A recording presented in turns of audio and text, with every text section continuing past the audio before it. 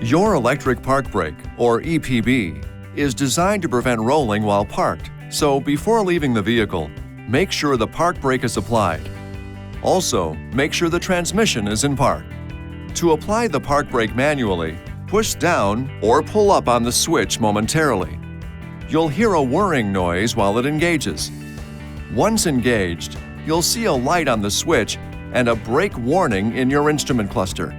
You can also have it engage automatically every time you put the vehicle in park by enabling the Auto Park Brake feature in the Uconnect settings or through the instrument cluster.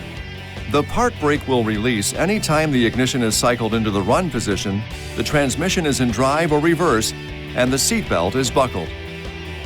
To release the park brake manually, the ignition must be in the run position. Press the brake pedal, then push the park brake switch momentarily.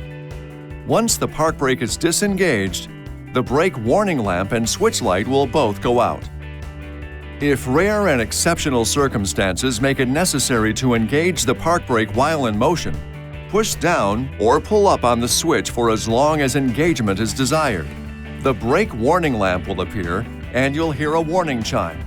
The rear stop lamps will illuminate automatically while the vehicle is in motion. To disengage the park brake while in motion, release the switch. If you come to a complete stop using the EPB, once you reach approximately 3 miles per hour or 4.8 kilometers per hour, the park brake will remain engaged. Your vehicle's electric park brake also features Safehold.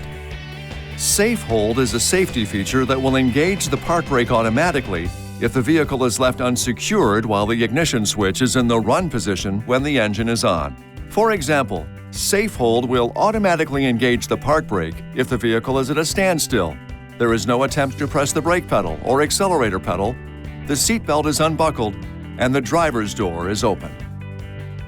This video is not intended to take the place of your owner's manual.